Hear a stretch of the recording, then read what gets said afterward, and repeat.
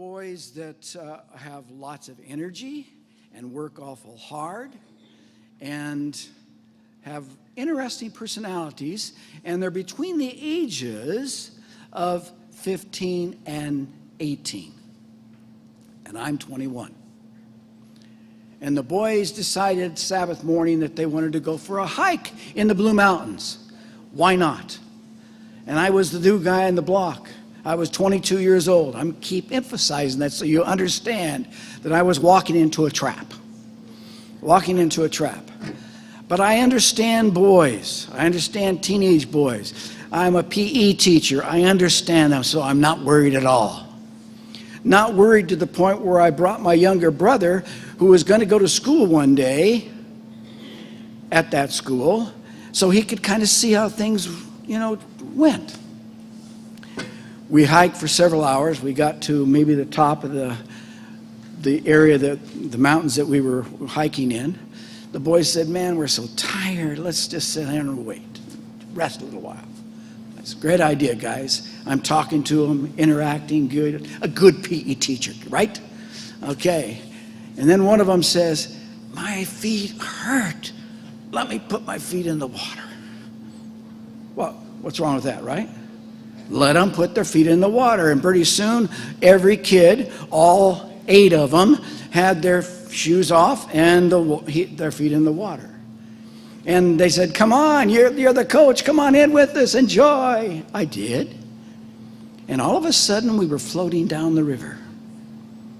On our backs, they were swimming. They were acting up. They were having water fights. And it hit me somehow, some way. This is the new teacher on the block, and this is Sabbath. Sabbath. And you're letting these kids do this today. Wow, I knew I was in trouble, but I wasn't in trouble there at all. Because as we kept going down the river, we got to the reservoir, and at the side of the reservoir was a great big outstretched rock, and the boys said, "Guess what? Let's jump. We can do this." And so now all 8 boys, not me this time, are jumping from this ledge onto the water, enjoying themselves, singing and yelling and everything. And I thought, where is the faculty at Blue Mountain Academy? Are they around? I knew I was in trouble. I'm going to stop that story right there because I don't want to go any further. Why was I concerned? Did we do anything wrong? Did we break a commandment? Okay, we're going to stop there. I'll come back. But what I want to do first of all is apologize to you for last Sabbath because I stopped early and didn't finish a really important part of the lesson. So we will start right there last week and we'll continue on. Then we'll get into the regular lesson. Is that okay? Yes, class, you're supposed to cooperate. Yes. There we go. Okay. What I wanted to point out last week, which I did not for different reasons, we won't get into that, was that there are basically 2 ways to study the Bible. One is a theological angle, and the other is a story type of angle. And both are good. Both I enjoy. But they are completely different on the way you approach the topic. Completely different. Remember, I said something about Peter. I felt bad about this all week. I said, yeah, and Peter, who walked on the water, who looked over his shoulder, right? And he took his eyes off Jesus. He started to sink, right? And I made the comment, yeah, and he's the guy that left his family whenever he went to go to... You remember that statement? You guys got good memories. Well, I thought you needed to know a little bit more about Peter. And so I did my research. I got into the AI. You know what AI is, right? Sure, I got into it. And it had all kinds of information about Peter. For example, did you know that Peter was hard-headed? Yeah. As a matter of fact, they went into personality traits of Peter, and this guy was something else. How old do you think he was when he walked on water? Give me a guess. 20. Okay, anybody else? 25. 25. Anybody else? 18. Woo, 18. Kind of reminds me of another story I was just telling you. 18 years old. And what was really neat about that we don't know unless we really dig into it, is that when he saw Jesus and recognized that it was Jesus, he got excited. He got excited and he did what an impetuous young man would do. He said, Jesus, I'm coming. And he jumped out on the water with not another thought. Something kind of wholesome about that, isn't it? He was convinced that was Jesus. He was so excited that he didn't even think about drowning or having any other problems. He was on the water. He was walking toward Jesus. Peter's kind of an interesting guy. As a matter of fact, when I started doing research, they started giving me some words about his personality. And listen to these words that they came up with. Well, maybe they're not as nice words as I thought they were, but let me give them to you. He is impetuous. You know that, right? Impetuous. Loyal. Very loyal. As a matter of fact, one of the most loyal disciples Jesus had. As a matter of fact, when he got to where Jesus was going to be crucified, how old do you think he is now? How long was Jesus' ministry before he was crucified? Come on, louder. It was 3.5 years for Jesus once he started till he got crucified. Remember that Peter was 18. We figure probably he might have been 21, maybe 22. And which one of the disciples sliced the guy's ear off? Peter. Still has that impetuousness, that burning loyalty to Jesus. Okay, that's another interesting thing about it.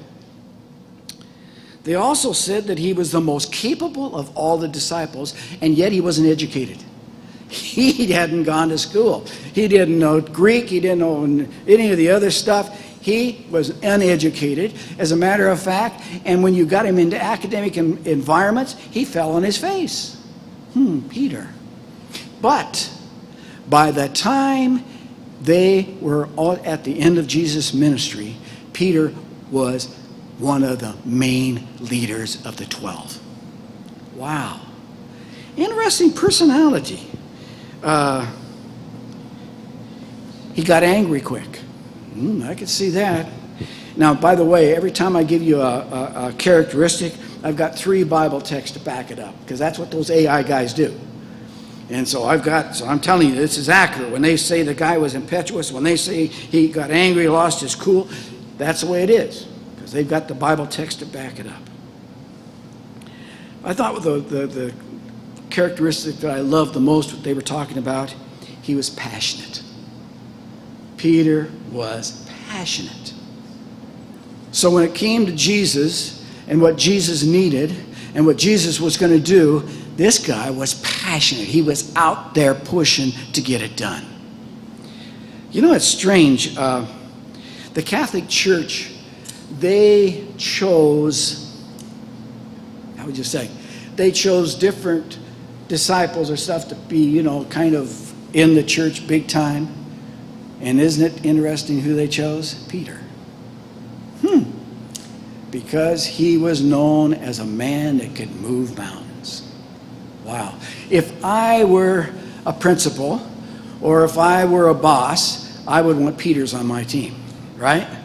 Because they're the ones that are going to make your job easier. Even though they're going to make some dumb mistakes like Peter did. Wow. So, I just wanted to clarify that about Peter before we went any further in the lesson, because I feel bad because I didn't give him the right emphasis last week, okay? Now are you ready for the rest of the story?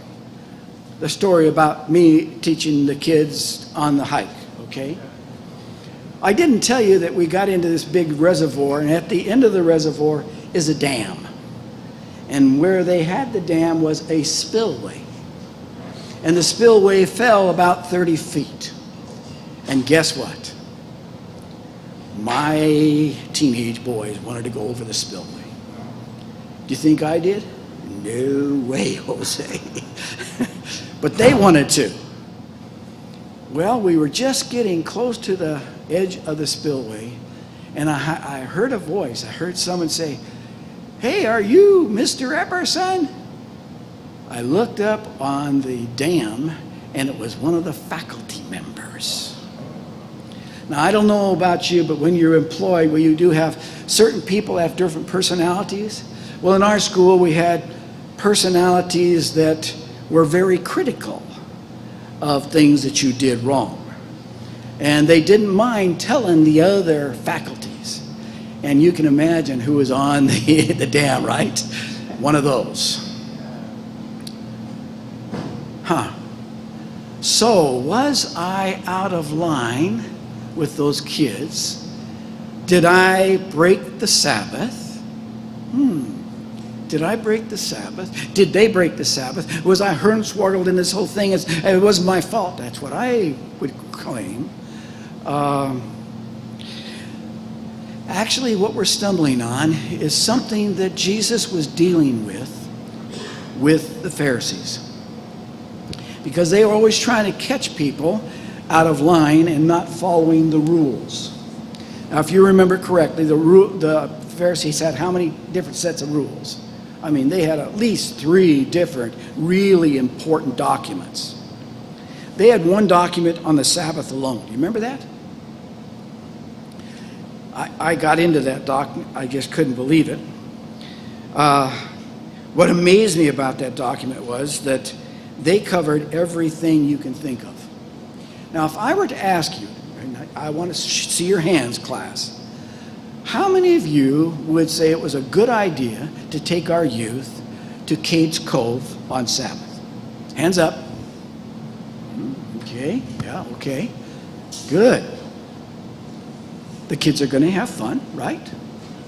But what if I said, why don't you take them to Dollywood? How many hands go up? You're going to go with me, and we're going to take the kids to Dollywood on Sabbath. Why? What basis do you have? In your mind, what basis do you have to say that Dollywood's not as good as Cades Cove? Go ahead. I'm looking for some answers. So, my laundry list here on the 2 things is, one, the concept of a nature hike, swimming, the things that I would find in Cades Cove don't require somebody else to work or do something above and beyond, I think, what we would have. I think that the nature of it all introduces us closer to God, and it could be more of a... Now, wait a minute. Haven't you been to some of those spiritual meetings at Dollywood? I mean, they've got some real good spiritual things going on there. And I will not disagree with that, because there is a great spiritual aspect that you can have. That's true. However, I think that you're walking a fine line where your mind should be in all the other things. And again, I always look at things like my youngest brother. I wish he was here, because he has a story where on a whim, he took off with a group to when we lived in California, and he went to the coastline, but he didn't have a sack lunch with him. And that was kind of a requirement. And he got there, and he was hungry. Everybody kind of looked at him like, well, you're out of luck. So one of the elders said, go to the gas station or close by, get yourself something to eat.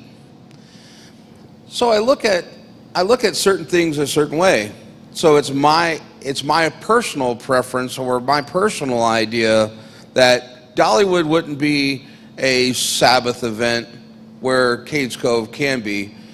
And so okay. There is a chance that people feel just the opposite, though. Okay. There's one hand. Go back here. Now, I want you to know you're kind of getting yourselves in the corner. I'm baiting you, right? You know that. Okay, go ahead. Cades Cove was created by God and draws you closer to him. It's not entertainment. Dollywood was created by man for entertainment purposes. Okay. And I'm not saying it being entertained is bad, but what's the venue? One is where God has created something to draw you closer to him. The other one is entertainment for the sake of entertainment. How many people go to Dollywood and think, wow, what a wonderful place God's created? Okay, go ahead. And I think we also should remember what God said to do on the Sabbath was to remember the Sabbath day and to keep it holy.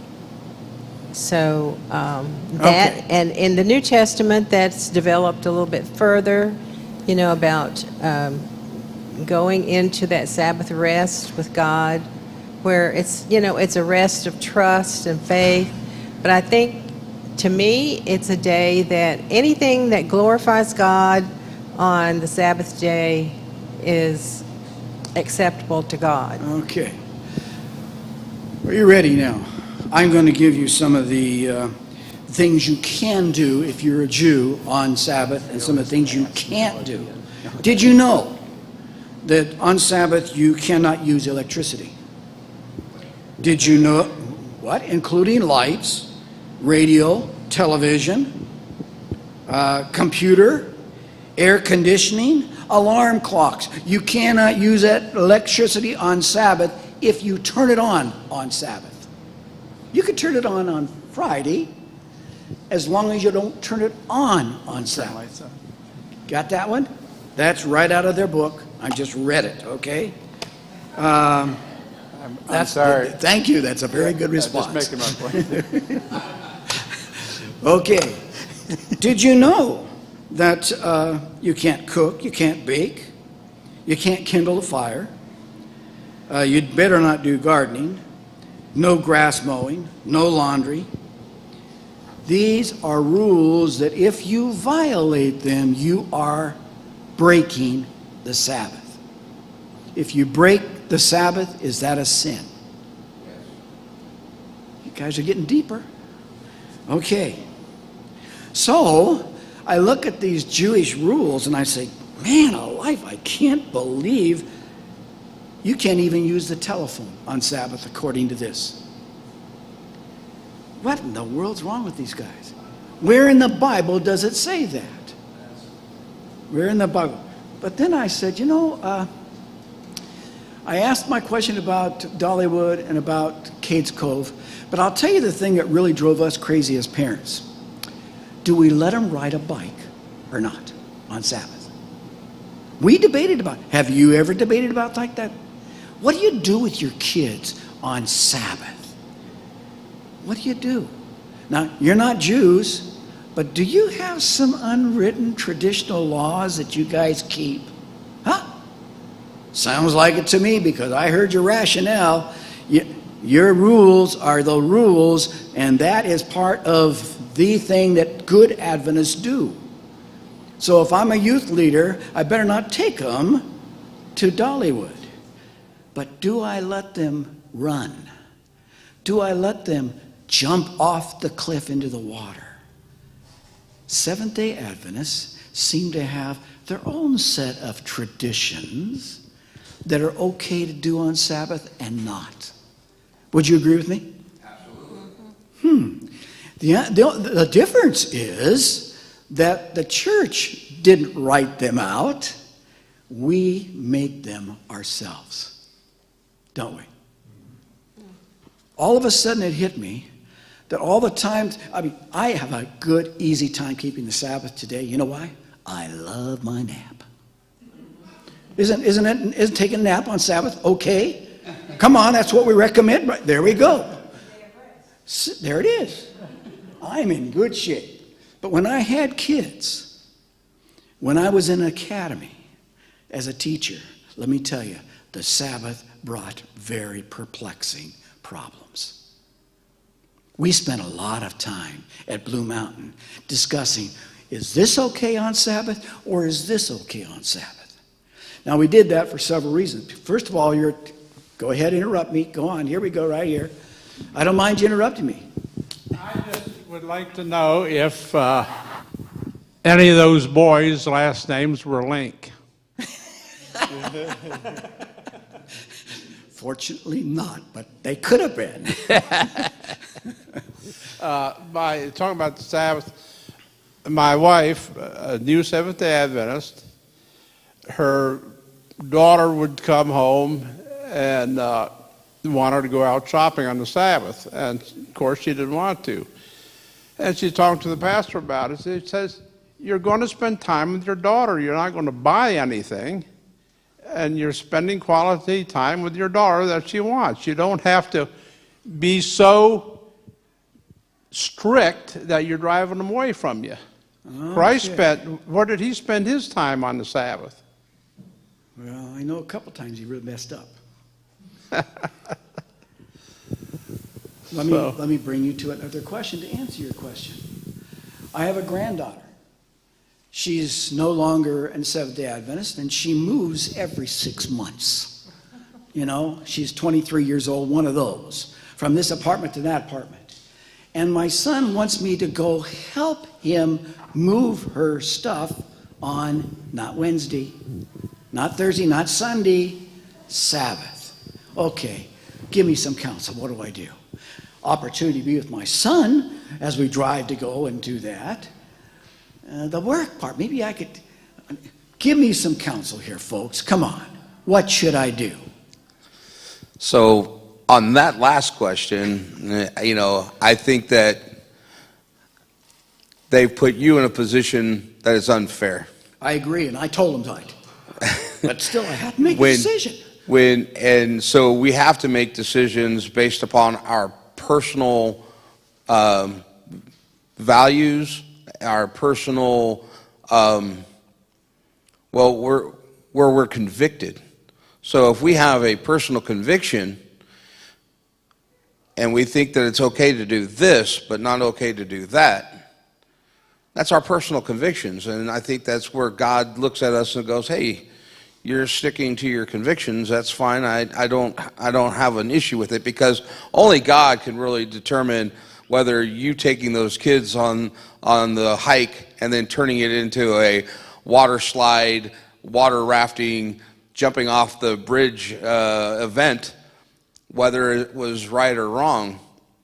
If it were me, if you ask me, I don't see anything wrong with it personally. We've got, remember that guy, Adventist, remember that, okay. But I will also go back to when my mom came to the Seventh-day Adventist Church.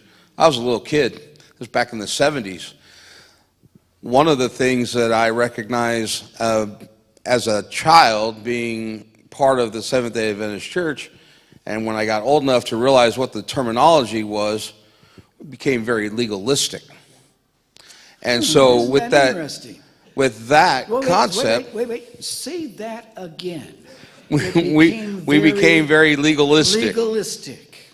Okay. And with that, as a kid growing up in a Sunday keeping church, there never used to be a problem with me getting up in the morning and watching my Saturday morning cartoons. All of a sudden, no, when you were a Sunday keeper on Saturday, I could get up in the morning and watch my Saturday morning cartoons because that wasn't an issue. But now we're Seventh-day Adventists, and that's not, you can't do that anymore. And it was, like you were saying, there was nothing a kid could do. Everything that they spoke of, oh, you can't do that because da-da-da-da. You can't do this because of whatever. So it's a wonder I was able to stay at 55 this year, a Seventh-day Adventist, because I couldn't do anything. And the napping thing actually kind of cracked me up, to be honest with you. No offense to those who nap, but for me, I don't nap well. I'm not a napper. So if I'm awake, I stay awake until it's time to go to bed. But we had friends that was their thing. And when we would go over to their house, the kids would sit around not doing anything because the adults were napping. And so I think that because of this legalism thing, especially back in that time frame all the way into the 70s, we created a group of people that struggled with the idea, why do I want to be a Seventh-day Adventist? You can't do anything. Okay. Here we go back here.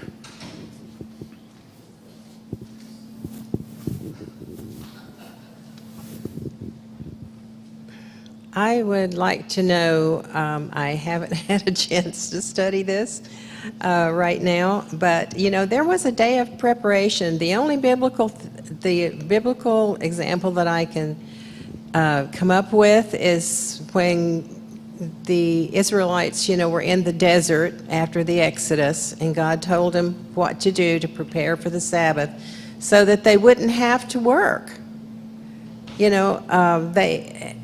was supposed to be a day of rest, and they had a holy convocation. The Sabbath was made for man. Man, okay. Right. So we have an opportunity to prepare things, to get ready for Sabbath, so that we can enjoy it, in its fullest. Okay. So that's what I can, but if you can think of any Bible verses or anything that you can bring up about exactly what you should do on the Sabbath, then follow it. Just wait. You guys you're ready. Okay. Go ahead. What does the Lord require of you?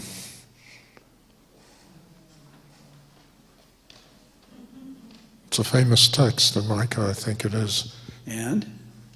Take care of the widows, the orphans, worship God. We seem to have burdened ourselves like the Pharisees. The flip side of that is, if it feels good, do it. And walking a line between the two is something that's personal. I don't think any of us are wise enough to judge another person's motives or intentions. Okay. One hand here, and then I'm going to explode. No, I'll let you go through, Nancy. When I grew up, we kind of looked forward to Sabbath. It was the day, Friday and Sabbath, that we got dessert. Sabbath afternoon, we'd take my dad and we'd go for walks in the woods. And we looked forward to that, and we never missed not having to do this or that. Wow. Remember that's a quote, okay? Well, a minute ago, Glon stole my thunder, so I decided I wasn't going to say anything, and then Ted did. But actually, what I wanted to say, Glon's correct. It was very legalistic at that time, and it is amazing as I look back, and Glon looks back as well, that we stayed in the Adventist church. It was difficult, and people made it difficult. God made it simple. He said, "Come and love me, follow me, do what I say." And I add to that, and if it doesn't feel right, don't do it. Okay, good. One more, and then I'm going to give you guys a sermon. Been waiting for it. My niece was raised an Adventist, but when she was in her early years of marriage, she went away from that upbringing. She's a very strong Christian, but she sent my sister, my other niece, and myself emails trying to explain her views and why she walked away. And her thought is that all of us are such rule keepers that we're missing the whole point, and we are not the ones that will go to heaven. Okay.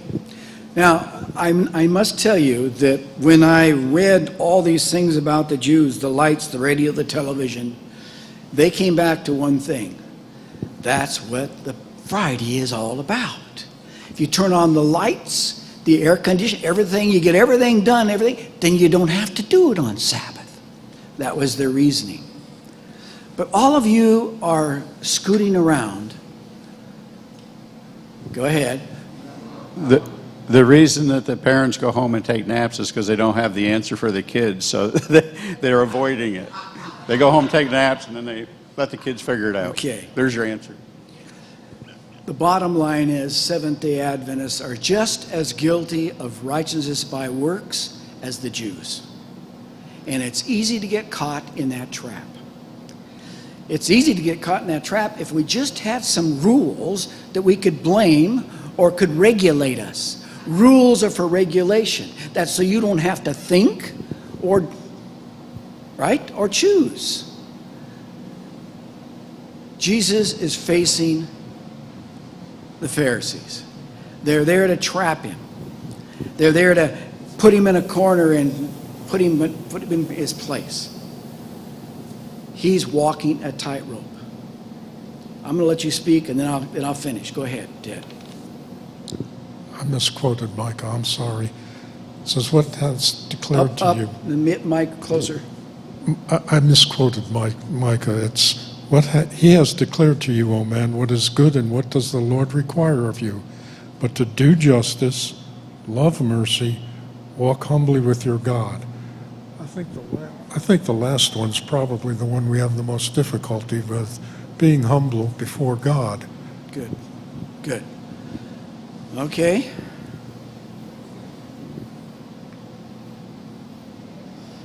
So I'm going to make a public apology, because one of the things that I have said often is that the Jewish culture, they overthink things, and they create these things to make sure that they are within the commandments of God. I never really put that on myself or the Seventh-day Adventist Church even, because I really didn't think about it that way. I just thought, because I was a Seventh-day Adventist, so I wasn't going to blame us for something. But you're right, we do have traditions, we have legalities, but I think that with what Ted said in Micah, one of my greatest joys on Sabbath, because nobody was going to interrupt me, was mowing my yard. Woo! I have no problem saying it, and I'm going to tell you why. I put music on, Christian music, and enjoy the peace of just cutting my grass, the smell. It brought me closer to God. Nobody interrupted me. I was just in another place. And so it may be frowned upon by others, but that's where they're at. That's where their walk has taken them. Everybody's different. And so we should be very careful. The whole idea of have you walked a mile in that person's shoes should come to mind, because if you haven't, then maybe you should be happy where you're at, because it's an individual relationship. Let me summarize it. We have a commandment about the Sabbath. We don't say it's a commandment, but it is. And it's how we keep it. We don't say it is, but it is. There's only one thing that can help you with your Sabbath concept, and that is your relationship with God. Because that's the only place you'll find the commandment stated those ways. I'm not done with you. I got into the Jewish thing, and it really kind of bothered me.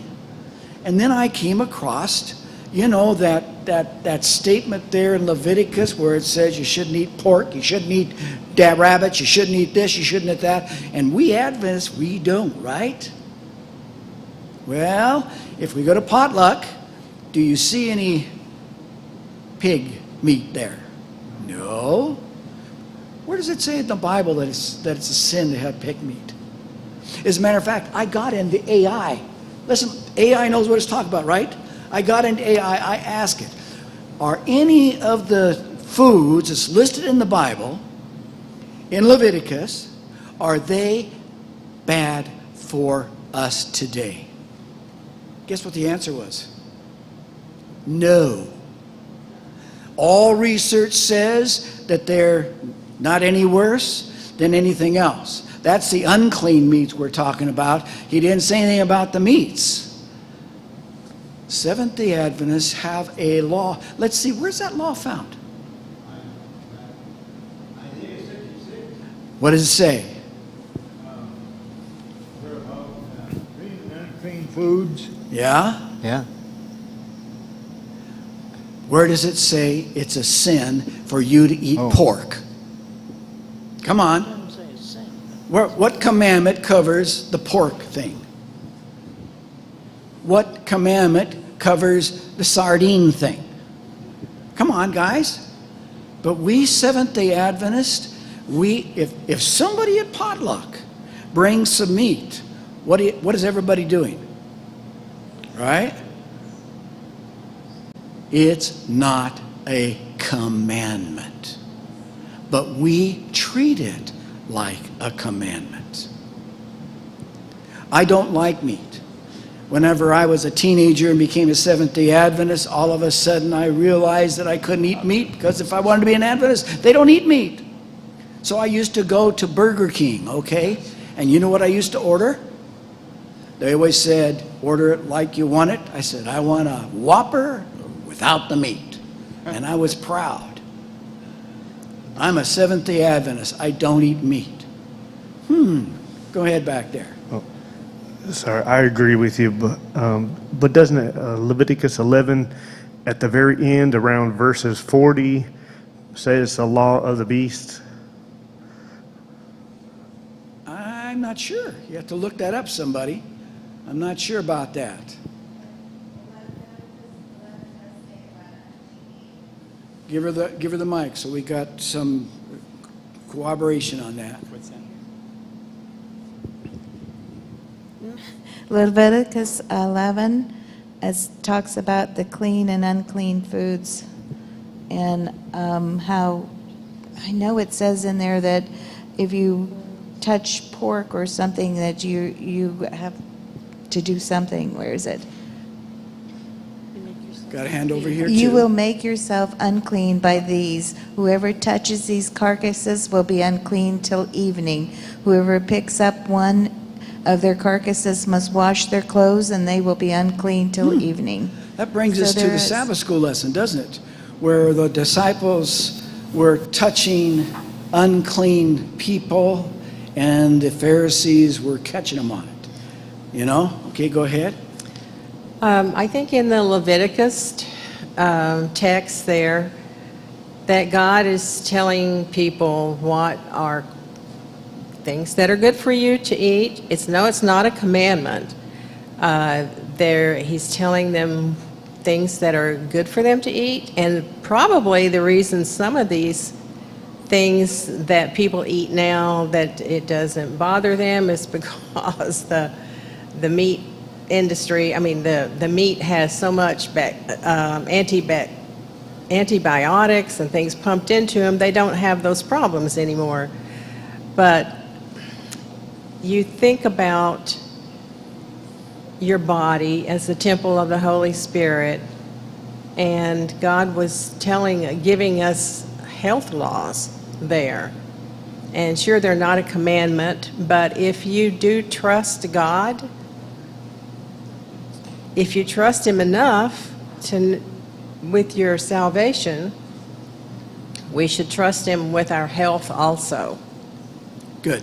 Because He knows what is best for us. I told you I've been looking at the AIs. I went into the Adventist AI. This is the ultimate. I wanted to find out if it's a sin for us to eat meat or whatever it is. Our theologians have done a great job. They say Seventh-day Adventists believe that this is the most healthful way to live, and we advocate the following things, and they go through. They don't say it's a sin. They don't say you're going to go to hell. They don't say you're going to die if you eat a pork sandwich. They say this is a sample of God saying this is the most healthy, fantastic way to live, and we want to do that just like God recommended. That's good, isn't it? I said to myself, whoa, some of our guys really had it together. They got it right. Go ahead. Part of those instructions that God gave weren't simply for health purposes. It was also had spiritual aspect to it. Yes, they did. In Mark 7, verse 15, Jesus says, I'll start with 14. Calling the people to him again, Jesus told them, all of you listen to me and understand. Nothing entering a man from the outside can defile him, but the things that come out of a man can render a person unclean. Good. So, why did the health laws then? Why these restrictions on food? Well, the answer they gave me in theology, because my minor was religion, by the way. And so they said,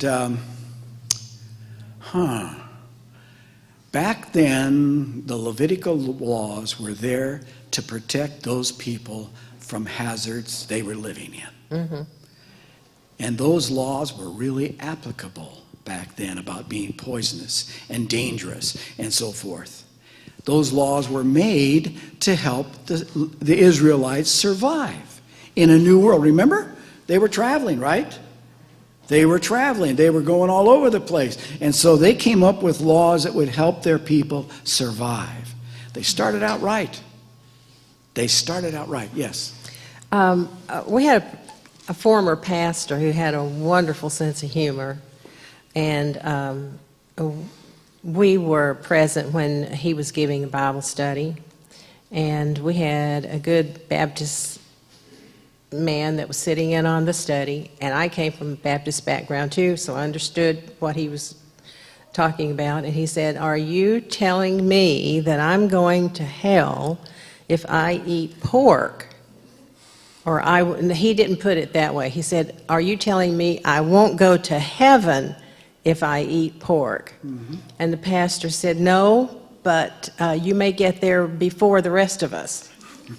So from what he was saying is that it's not healthy for you. And the way that they process pork now, bacon, sausage, all the different nitrates and everything that are in meat now, it makes it even more harmful probably than it was in the past. Okay. But Good. I thought that was a good example of what he was talking about. It's about your health. Good. One more, and then I'm moving on from this business with meat. I'm getting off of it. Well, prior to our Sabbath school starting, I had a short conversation with you. Something that you said needs to be said here with this pork, no pork, what you do on Sabbath, what you don't do on Sabbath. And that we need to bring it back, though, to what is our relationship with God? Because all the other things, it's a human deal. I'm not proud of it. I'm not a healthy person. I'm extremely overweight, and I struggle. And there are people that can look at me and go, "Oh, well, you must be," and then they make a decision about me. So I think that it's really important, because we can do that to a lot of people. We judge a book by its cover, but only God knows that person's relationship with Him. And all the other things that this world shows and presents us means nothing. I don't care how many pork sandwiches you have. I don't care if you go to Dollywood on the Sabbath. I don't care if you cut your grass, whatever. Because if your relationship with God is in tune, none of those things matter to Him. Apparently they matter to us. Okay. I don't know whether you guys had the same problem I did this week. I took the lesson, I started reading it. I went from Sunday to Monday to Tuesday to Wednesday. And I said to myself, I don't like this. I don't like what Jesus is doing. I don't like what He's saying. I don't like the way He's saying it. And I've got to teach a Sabbath school lesson? I struggled for 2 or 3 days on the text that we're talking about crumbs for dogs and all that kind of stuff. Because I said, is this the Jesus that I worship? I went to the Bible. I went to all kinds of versions of the Bible and tried to read them. I mean, come on, you guys, are you stupid? I mean, that's kind of what he said, right, to his disciples? I mean, I've shown you this and this and this, and you dummies can't get it. That's not the Jesus that I follow or think of following. It really bothered. I had 2 days where I struggled with that part of the Bible. Jesus confronts. He confronts not sweet and nice, like I try to. He confronted just like that. And wasn't he very impolite to that woman? I mean, come on, let's get down to it. He was really impolite. Jesus impolite? Come on, we're reading something wrong. So you know what I did? I went and got the Message Bible. That'll work, right? They make everything rosy. This is a great version. I loaded it on my computer. I still have it. It's wonderful. But it still had bad words in there. It still gave the impression that Jesus was a pretty tough cookie. All right, now, do you hear all that? Please help me. Get me straightened out here. What's going on? Why is my impression there incorrect? Go ahead.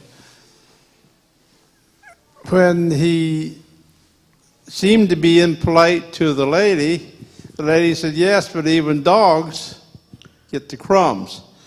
So he let her win that argument to teach his disciples a lesson.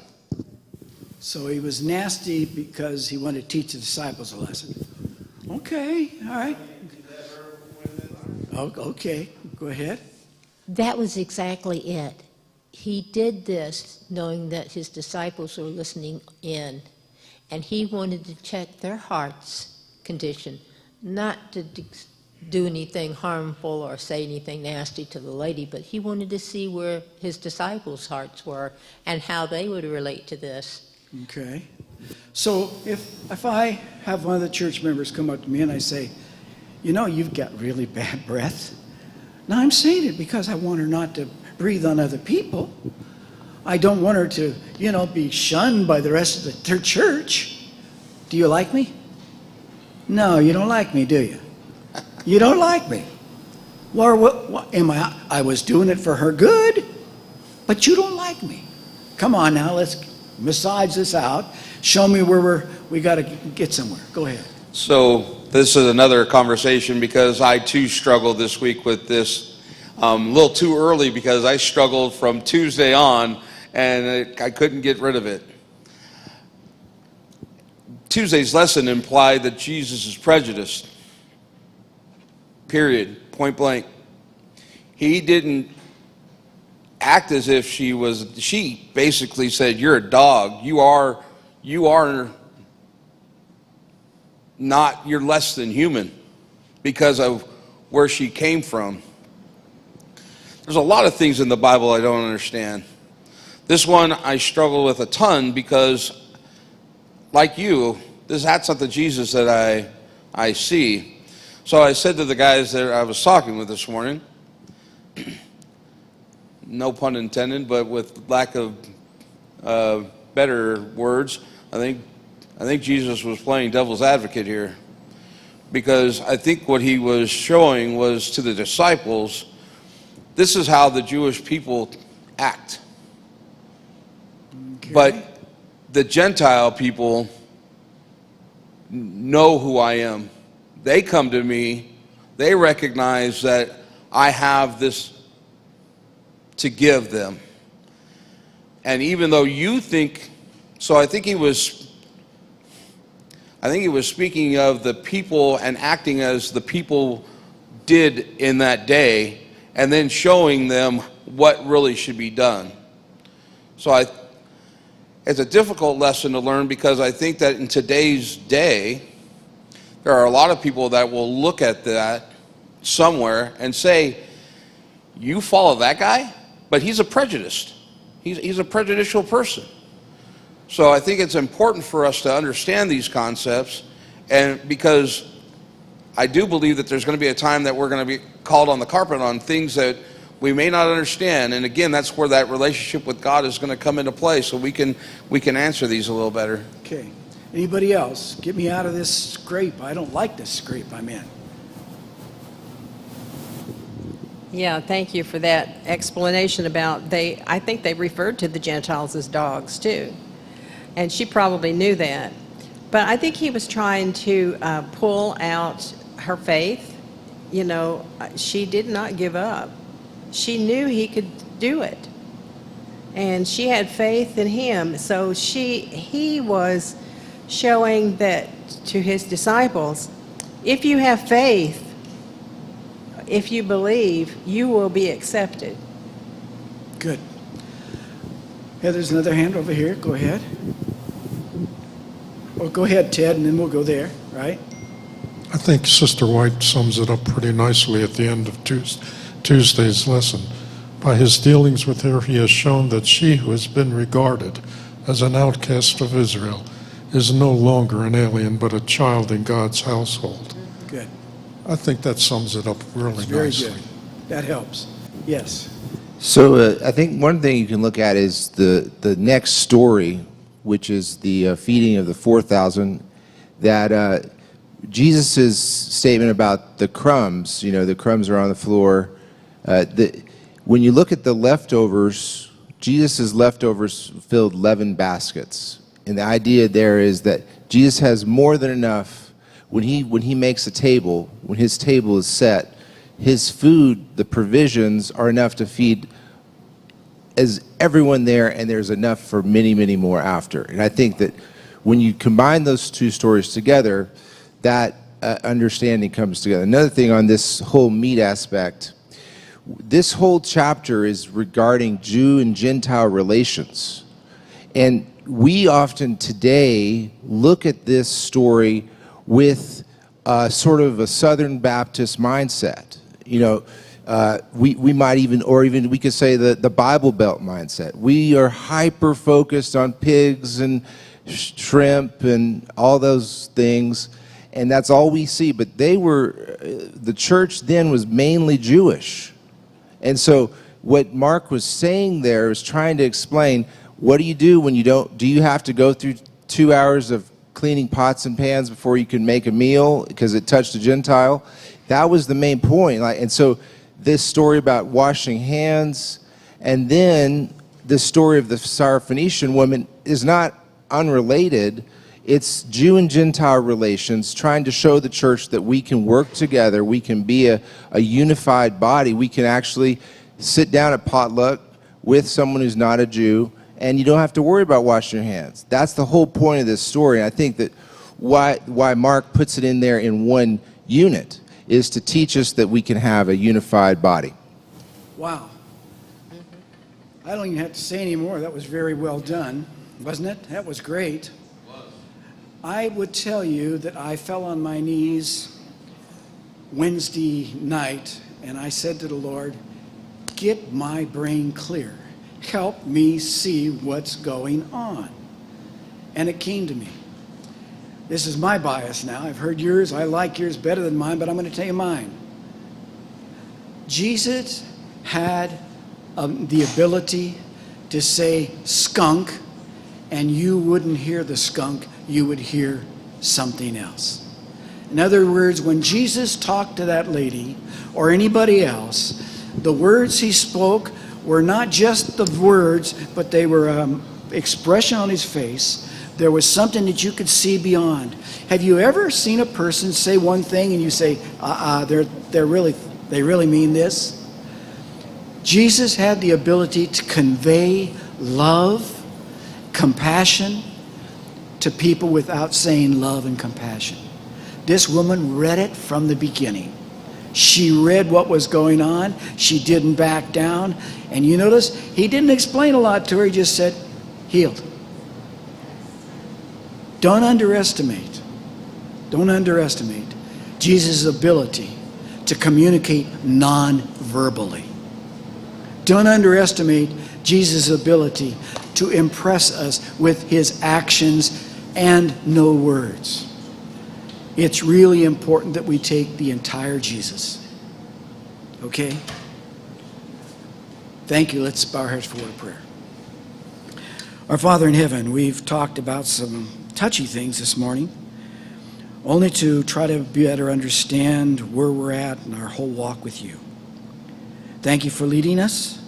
Continue, Lord, to open our eyes so we may be blessed. We pray in Jesus' name.